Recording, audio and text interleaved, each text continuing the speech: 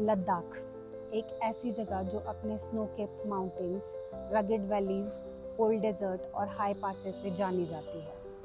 ये जितना खूबसूरत देखने में लगता है, यहाँ के लोगों की ज़िंदगी उतनी ही टफ है। यहाँ से निकला एक नाम सोनम वांगचुक। आपको याद होगा 3 इडियट मूवी का कैरेक्टर फुंगसुक वांगडू।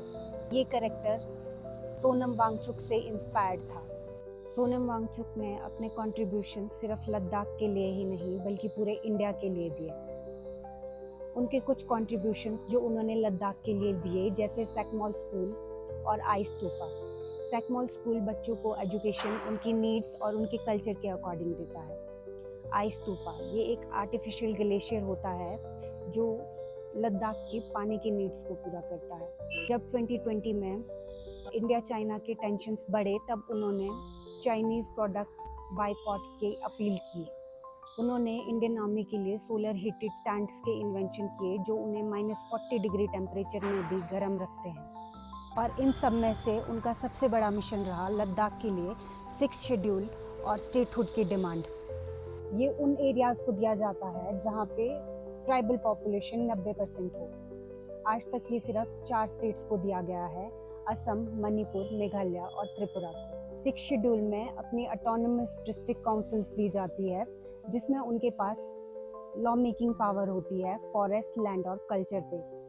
अब सवाल ये है कि 2019 से अब तक लद्दाख को ये राइट्स मिले क्यों नहीं।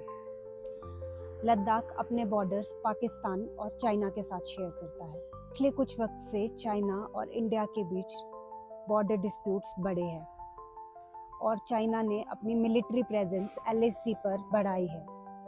2020 में गलवान वैली में इंडिया चाइना मिलिट्री क्लैशेस के बाद ये एरिया और भी बड़ा सिक्योरिटी कंसर्न बन जाता है, जिसकी वजह से सरकार को ये लगता है अगर उन्होंने लद्दाख को 6th शेड्यूल दे दिया तो वहाँ पर डिफेंस के प्रोजेक्ट स्लो हो जाएंगे। फिर दिन आया 26 सितंबर 2025 का, जब सोनम वांगचुक को नेशनल सिक्योरिटी एक्ट के तहत गिरफ्तार कर लिया गया।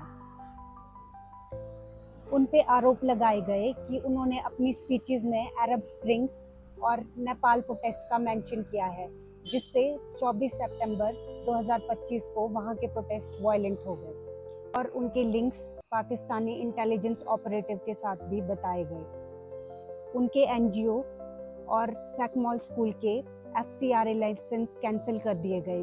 बर्फ से ढका हुआ लद्दाख हमेशा अपनी खूबसूरती के लिए जाना गया, लेकिन असली लद्दाख तब चमकेगा जब डेवलपमेंट और डेमोक्रेसी साथ में चलेगी।